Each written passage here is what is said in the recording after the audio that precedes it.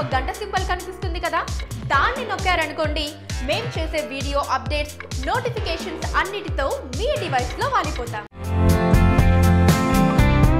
2019 ఎన్నికల ముఖచిత్రం మారిపోతుందా అంటే అవుననే అంటున్నారు రాజకీయ విశ్లేషకులు. మొన్నటి వరకు మిత్రపక్షంగా ఉన్న జనసేన పార్టీ అధికార పార్టీని క్రమంగా నిలదీస్తూ వెళ్తుంది.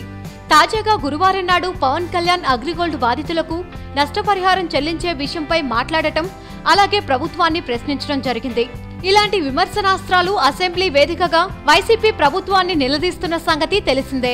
ఇకపోతే అగ్రిగోల్డ్ బాధితులకు నష్టపరిహారం గురించి పవన్ మాట్లాడుతూ అగ్రిగోల్డ్ సమస్య ఓ చిక్కుముడి అని అన్నారు. ఇన్ని ఆస్తులుండి కూడా అగ్రిగోల్డ్ బాధితులకు ఎందుకు న్యాయం చేయలేకపోతున్నారని పవన్ కళ్యాణ్ ప్రశ్నించారు. కోర్టు ఆదేశాలు ఉన్నా ఎందుకు జాప్యం చేస్తున్నారని అడిగారు.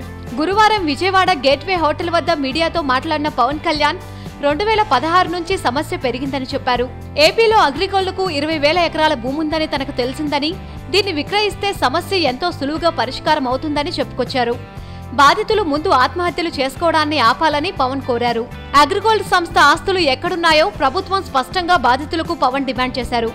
అయితే అగ్రిగోల్డ్ వ్యవహారంలో తాను స్పందించాలని పలువురు కోరినప్పటికీ కేసు కోర్టు పరిధిలో ఉండటం, సంస్థ యాజమాన్యాన్ని అరెస్టు చేయడం, ఆస్తుల వేలం ప్రక్రియ ప్రారంభం కావడంతోనే బాధితులకు సత్వర న్యాయం జరుగుతోందన్న ఉద్దేశంతో తాను స్పందించలేదని పవన్ అన్నారు.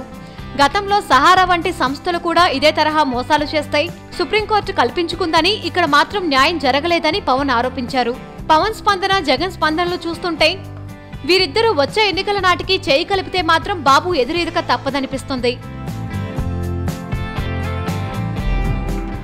వీలైతే లైక్, కుదిరితే కామెంట్ పెట్టండి. ఇలాంటి ఇంట్రెస్టింగ్, బ్రేకింగ్, బిగ్ న్యూస్ మాకు తెలిసిన వెంటనే మీకు తెలియజేస్తాం. దీనికి మీరు చేయవలసిందల్లా ఇక్కడ కనిపిస్తున్న సబ్స్క్రైబ్ బటన్ ని నొక్కి సబ్స్క్రైబ్ అవ్వండి.